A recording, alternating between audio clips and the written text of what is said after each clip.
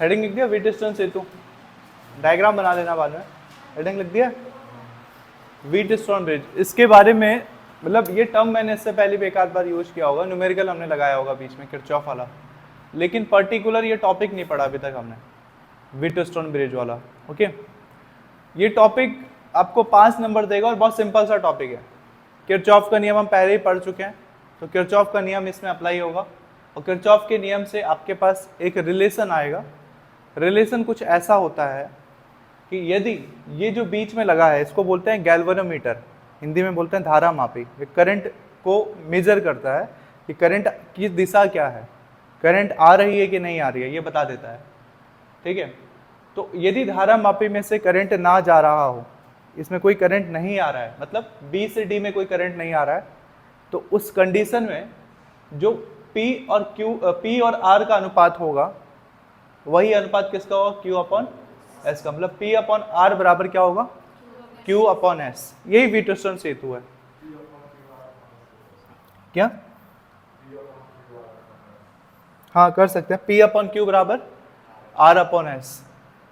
ठीक है, आपका क्या रिलेशन आएगा, P अपॉन Q बराबर R अपॉन S। ये कब आएगा, कब प्रूफ करना है, ये हमें प्रूफ करना है लास्ट में जाकर के, P अपॉन Q बराबर R अपॉन S। और ये कब प्रूफ करना है, जब इसमें से कोई करंट ना बह रहा हो, B और D में कोई करंट ना बह रहा हो। B और D में करंट कब नहीं बहेगा बताओ,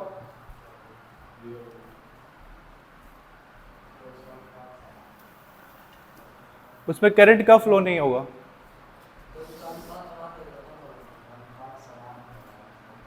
नहीं नहीं, अनुपात वाली बात तो बाद में आएगी। अनुपात समान हो, देखो बेसिकली ये है,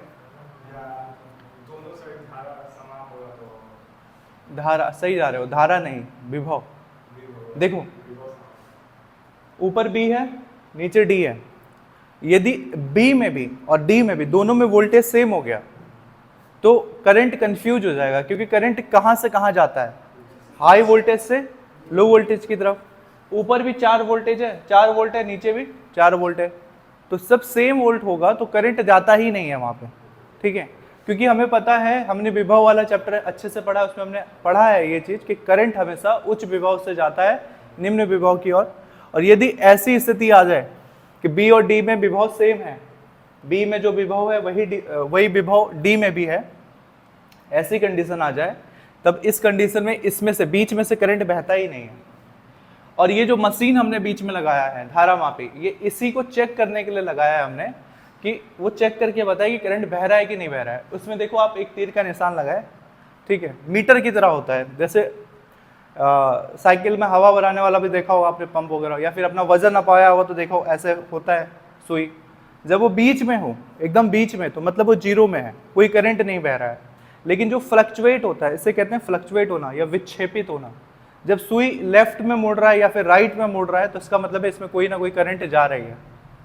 ठीक है, ये कोई इतनी बड़ी मशीन नहीं है, आपको नॉर्मल जो इलेक्ट्रिशियन होते हैं उनके दुकान में आपको मिल जाएगा, जो मोबाइल वगैरह रिपेयर करते हैं, अमीटर, वोल्ट मीटर, गैल्वेनोमीटर, ये सब मिल जाता है उनके पास। ये बस शो करता है कि करंट की दिशा क्या है। और अगर करंट कहीं बह नहीं रही है, ना ऊपर से नीचे आ रही है ना नीचे से ऊपर जा रही है, तो ये क्या रहेगा, एकदम बीच में खड़ा रहेगा। इसका मतलब ये कोई विक्षेप उत्पन्न नहीं करेगा, फ्लक्चुएशन उत्पन्न नहीं करेगा। इसका फ्लक्चुएशन कितना होगा, 0, क्योंकि इसमें धारा नहीं बह रहा है। तो बहुत सिंपल सा है, प्रूफ क्या करना है कि यदि, और हाँ, इस स्थिति को कहते हैं जब B और D में से कोई करंट ना बहे, तो इस स्थिति को कहते हैं संतुलन की स्थिति। बैलेंस, किस में बैलेंस है, B और D में बैलेंस हो गया, मतलब कोई ज्यादा नहीं है कोई कम नहीं है, दोनों क्या है, इक्वल। तो इस स्थिति को कहा जाता है संतुलन की स्थिति। तो संतुलन की स्थिति में, संतुलन की स्थिति कब होती है, जब इसमें से कोई करंट ना बह रहा हो, विभव दोनों सेम हो, ऊपर भी विभव नीचे भी विभव दोनों सेम है। तो संतुलन की स्थिति में ये प्रतिरोधों का अनुपात यदि P अपॉन Q बराबर R अपॉन S है, तो ये कौन सा सेतु कहलाता है, व्हीटस्टोन सेतु कहलाता है, व्हीटस्टोन ब्रिज कहलाता है।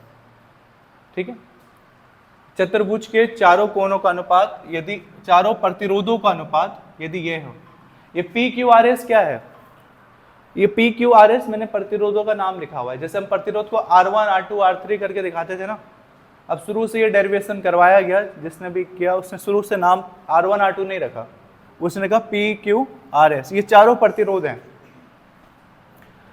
और एक और चीज है, ये तो मैंने बीट स्टोन सेतु में होता है क्या वो बता दिया।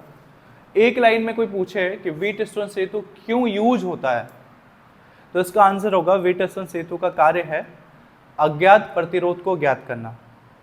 चार में से कोई एक अज्ञात होगा, मतलब 3 का पता है, 1 का पता नहीं है, तो उस केस में आप बीट स्टोन सेतु ये वाला फॉर्मूला लगाओ, आपको आंसर मिल। जैसे कि आप S अज्ञात है सपोज, तो P, Q और R की वैल्यू पता है अगर आपको, तो आप S की वैल्यू भी पता कर लोगे। तो बीट स्टोन सेतु आप पढ़ोगे, इसके बाद का टॉपिक है मीटर सेतु पढ़ोगे, उसमें भी सेम है। मीटर सेतु का भी काम यही है, अज्ञात प्रतिरोध को ज्ञात करना। तो ये जो क्वेश्चन है 5 नंबर आपको देगा, हम इसको स्टेप बाय स्टेप चलेंगे, मतलब कैसे कैसे ये बना। जैसे कि स्टार्टिंग करेंगे यहाँ से, निर्माणकर्ता। वैसे ये निर्माणकर्ता वाला टॉपिक इतना इंपॉर्टेंट नहीं होता है, बनाया किसने, ठीक है, किसने बनाया होगा इसको, किस वैज्ञानिक ने बनाया होगा, नाम ही है बीट स्टोन सेतु, तो सीधी सी बात है वैज्ञानिक के नाम पे ही होगा। और क्लियर नाम रखो तो इसका नाम है CF व्हीटस्टोन, इन्होंने बनाया था। फिर व्हीटस्टोन सेतु का कार्य क्या है, उद्देश्य क्या है, अज्ञात प्रतिरोध को ज्ञात करना, ठीक है। इन्होंने बनाया था 1802 में, सोचो कितना पुराना मशीन है। इसका उद्देश्य लिखो या कार्य लिखो, उद्देश्य या कार्य लिख सकते हो आप। उद्देश्य क्या है, अज्ञात प्रतिरोध को ज्ञात करना, इसका कार्य है। फिर आएगा इसका बनावट, ये बना कैसा या रचना कह लो, कंस्ट्रक्शन या बनावट। तो बना कैसे, तो ये 4 प्रतिरोध के इस क्रम में चित्रानुसार हम व्यवस्थित करते हैं, ठीक है। तो एक ये हो गया, ये हो गया। रचना में आप क्या लिखोगे, रचना या बनावट, चतुर्भुज आगे लिखा है मैंने, के चारों भुजाओं पर प्रतिरोध P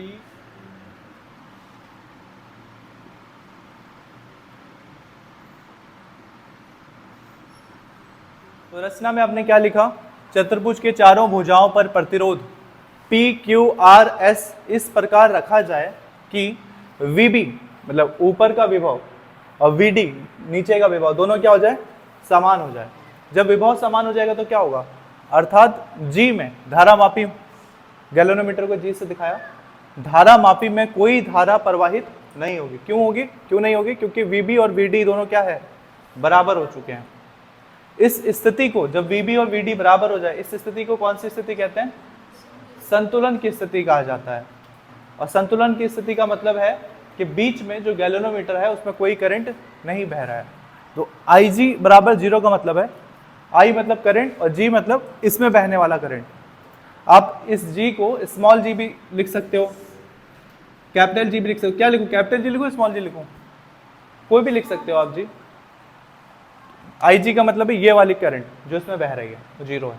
अब इसको प्रूफ करते हैं। प्रूफ क्या करना है हमें, बेसिकली P/Q बराबर R/S, ये R है कि नहीं देखते हैं, सिंपल है। तो प्रूफ को हम क्या कहेंगे, उपपत्ति। अभी तक जो लिखा है इसमें डाउट है कोई, जो भी लिखा है सब डायग्राम में दिख रहा है। अब प्रूफ करने के लिए पहले करंट समझो, करंट कैसे कैसे बह रहा है।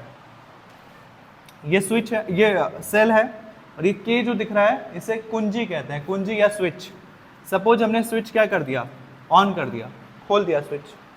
अब इसमें से करंट बह रही है, जो करंट निकली उसको किससे से दिखा सकते हैं, आई। अब यहाँ से आप खुद आंसर देते जाओ। आई करंट यहाँ से कितने भागों में बटी, ऊपर जो जा रही है उसको आप क्या कह सकते हो, नीचे जो जा रही है I1 पे फोकस करो। I1 यहाँ तक आई। अब I1 2 भागों में बढ़ सकती है। सपोज अभी तो हमने मान लिया है कि B और D में कोई करंट नहीं बहेगी, ठीक है। अगर नहीं होता तो मान लो एक करंट नीचे आ रही है और एक करंट आगे बह रही है, मान लो कि अभी ये संतुलन की स्थिति नहीं है, तो ये करंट I1 ऊपर आया और I1 आल्सो एक नीचे की तरफ बटा और आगे जाके गया। जो सीधा आया नीचे की तरफ उसको किस चीज से दिखा सकते हो आप? IG। गैल्वेनोमीटर की तरफ जो करंट आ रहा है IG आएगा, वह पता है हमें, लास्ट में IG की वैल्यू हमें 0 रख देना है। और एक करंट आगे बहा। अब सोचो I1 करंट आया, I1 करंट में से IG करंट चला गया, बचा कितना? I1 करंट शुरू में था, उसमें से क्या हुआ, I1 में से IG चला गया, ये IG चला गया, तो जो बचा हुआ करंट है वो क्या होगा? I1 minus IG। जो बच गया वो यही बचा, I1 था, IG नीचे आ गया, तो जो बचा वो इधर आ गया, क्या आ जाएगा? I1 minus IG। अब नीचे की तरफ आओ, I2 है ये यहाँ पे, ये करंट ऊपर नहीं जा रहा है क्योंकि ऑलरेडी बी से नहीं, ये हमने दिखा दिया है। I2 सीधा कहाँ जाएगा? इधर। तो ये I2 क्या हुआ, यहां से निकला और यहां से सीधा कहाँ बढ़ गया? आगे की तरफ बढ़ गया, और यहां से यहां पे की तरफ आया, फिर क्या होगा? ये उसका करंट का साइकिल कंप्लीट। आप चाहो तो IG वाला टर्म हटा भी सकते हो, क्योंकि हमें पता है IG फ्यूचर में जाके क्या करना है, हमें 0 करना है। थोड़ा इजी कर देते हैं, रुको इजी कर देते हैं थोड़ा। I1 माइनस IG है ना, और IG की वैल्यू हमें पता है कितना है? 0 है। तो I1 में से 0 घटाओगे तो कितना बचेगा? I1 ही बचेगा। तो मान लेते हैं ये हटा ही दो, इससे अच्छा ये हटा दो, क्योंकि IG तो वैसे भी 0 ही होना है, इससे सवाल बहुत ईजी हो जाएगा। अब देखो I1 गया, B से D में तो कोई करंट बह नहीं रहा है, इसलिए B से D में आएगा नहीं, सीधा कहाँ आ गया? B से C में आ गया। तो I1 यहाँ से घूम करके यहाँ पर आ गया। सेम नीचे I2 यहाँ से A से D में आया और D से कहाँ चला गया? C में आ गया। ऐसे इजी हो जाएगा काफ़ी। ये समझ गए करंट कैसे कौन जा रहा है? ठीक है, मैंने IG वाला हटा ही दिया क्योंकि IG को फ्यूचर में 0 करना ही था, तो अभी 0 कर लो। अब किरचॉफ के नियम में आ जाओ। किरचॉफ के दूसरे नियम में हम कैसा परिपथ लेते हैं? बंद परिपथ लेते हैं। यहाँ पे कितने परिपथ हैं? कितने परिपथ? तो एक ही है, सही क्वेश्चन ही गलत है मेरा। इस परिपथ में कितने लूप हैं? लूप मतलब बंद सर्किट, मैंने बताया है ना, बंद पास। कितने पास या लूप है? 2 है ना। आप बांट सकते हो, क्या नाम दे सकते हो? A B D A, A B D A, एक लूप ये, एक इधर का loop B C D B। 2 त्रिभुज बोल लो, सोचा त्रिभुज समझ में आया तो त्रिभुज बोलो। A B D A पहला pass, second pass B C D B। दोनों को सॉल्व करेंगे, जो एक इक्वेशन इसमें से बनेगा, एक इक्वेशन इसमें से, बराबर लेकर के आएंगे, आपका आंसर आ जाएगा P/Q बराबर R/S। सिंपल है। तो लिखें किरचॉफ के नियम से, या फिर सीधा लिखते हैं बंद पास क्या लें? A B D A, पूरा कंप्लीट करते हैं ना। तो बंद पास A B D A में जल्दी से देखो क्या होगा। याद है किरचॉफ का नियम? हमारी दिशा और करंट की दिशा सेम हो तो उस कंडीशन में चिन्ह कौन सा यूज होता है? प्लस। अगर मेरी दिशा और करंट की दिशा सेम है तो प्लस, और विपरीत है तो माइनस। और यहाँ पे कोई सेल तो लगा नहीं है, तो सेल का तो टेंशन नहीं है। सेल में भी क्या होता है, जहाँ से जिस और हम बढ़ रहे हैं, प्लस से माइनस की ओर बढ़ रहे हैं तो आंसर माइनस में आएगा, और माइनस से प्लस की ओर बढ़ रहे हैं तो आंसर प्लस में। वैसे सेल का टेंशन नहीं है क्योंकि इनमें से किसी में भी सेल लगा नहीं है, सिंपल है। तो सबसे पहले हमें कहाँ जाना है? ए से बी। ए से बी में गए अगर, तो हमारी दिशा देखो कहाँ जा रही है? ए से बी। हमारी दिशा और करंट की दिशा सेम है या विपरीत है? करंट भी ऊपर जा रहा है, हम भी ऊपर ही की तरफ बढ़ रहे हैं, सेम है तो प्लस आएगा। क्या करते हैं हम? करंट और प्रतिरोध को क्या कर देते हैं? गुणा कर देते हैं। तो ए से बी में प्रतिरोध कौन सा है? P प्रतिरोध है, और करंट कौन सा है? I1। तो ये हो गया P इंटू I1 ए से बी में। फिर B से D में कोई है? नहीं, कोई करंट नहीं है। होता भी तो IG कितना होता? 0 होता। बी से डी में कोई नहीं है, ए से बी हो गया, बी से डी हो गया, अब कहाँ जाना है? डी से। फिर डी से ए में कोई है? आर प्रतिरोध है। पहले तो हमारी दिशा और करंट की दिशा क्या है? विपरीत है, अलग अलग है। तो विपरीत होता है तो कौन सा चिन्ह होता है? माइनस। प्रतिरोध कौन सा है? करंट कौन सा है? I2। तो ये हो गया R इंटू, और कुछ है? सेल कोई लगा है इसमें? नहीं लगा है तो जीरो लिख दो। तो PI1 माइनस RI2 इक्वल 0। ये माइनस वाला उधर जाएगा तो क्या होगा? प्लस। तो क्या हो गया? P इंटू I1 बराबर R इंटू,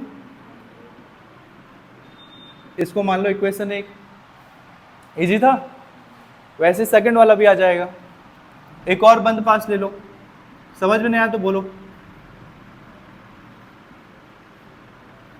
एक और बंद पास लो। सेकंड वाला बंद पास क्या नाम लेंगे?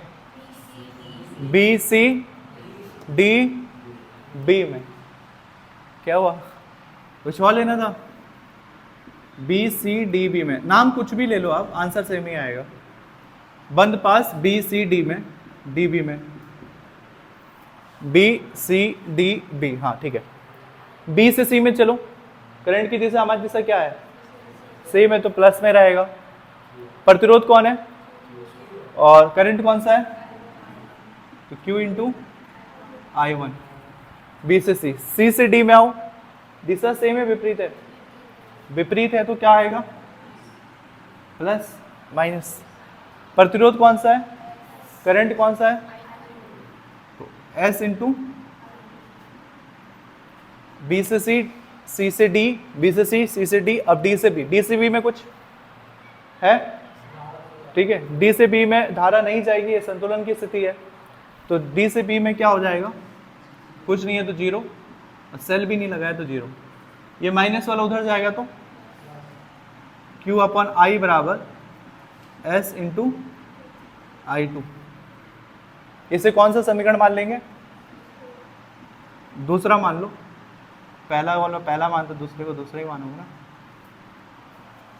अब क्या करना है? सिंपल सा, पहले वाले समीकरण को दूसरे वाले समीकरण से भाग कर दो, जो कटेगा कटेगा, जो आया आंसर। अब सिंपल सा, इक्वेशन 1 को किससे भाग दिया? इक्वेशन 2 से। इक्वेशन 1 क्या है? इक्वेशन 1 क्या है आपके पास? P इंटू I1 बराबर R इंटू, ये इक्वेशन 1 है। इक्वेशन 2 क्या है? Q इंटू I1, ये भाग में आएगा। Q इंटू I1 बराबर S इंटू, कुछ कटा? I1 से I1, I2 से I2, आंसर क्या बच गया? P अपॉन Q बराबर R अपॉन S। यही चाहिए था हमें। देखो कितना सिंपल सा डेरिवेशन है 5 नंबर का। यदि आंसर ये है, इसका मतलब है कि आपका व्हीटस्टोन सेतु किस स्थिति में है? संतुलन की स्थिति में। संतुलन की स्थिति में है। अगर P अपन Q बराबर R अपन S है, देखो आपको कोई क्वेश्चन पूछा जाएगा ना फ्यूचर में, तो देख के पता नहीं कर सकते हो कि इसमें करंट बह रहा है कि नहीं। देख के पता नहीं कर सकते हो, आपको पता करना पड़ेगा। वो पता कैसे करोगे? P और Q का भाग करोगे और R अपन S का भाग करोगे। अगर दोनों बराबर आएंगे तब उस स्थिति में आप अंदाजा लगाओगे कि B और D में कोई करंट नहीं बह रहा है। संतुलन की स्थिति का पता चल जाएगा। यही आपका व्हीटस्टोन सेतु है। आगे समझ में कंप्लीट है ये आपका व्हीटस्टोन सेतु। ठीक है, क्यों यूज होता है व्हीटस्टोन सेतु का? अज्ञात प्रतिरोध को ज्ञात करने के लिए। किसी किसी बुक में ये भी लिखा होगा एक लाइन एक्स्ट्रा बढ़ा के, माना कि 4 प्रतिरोधों में से एक प्रतिरोध अज्ञात है। किसको अज्ञात माने? P को मान लो, Q, R, S किसी को भी मान लो। माना P वाला अज्ञात है तो P कैसे निकालोगे? यदि P अज्ञात है तो P की वैल्यू निकालना पड़ेगा हमें ऐसे, बटे में कौन है?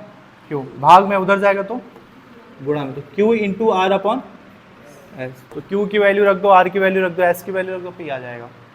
हालांकि इतना करेंगे नहीं, अब छोड़ो, काफ़ी है, मोर देन सफिशिएंट है। तो ये हो गया आपका वीटरसन सेतु। उतार लो इसको, कुछ पूछना है तो पूछ लो।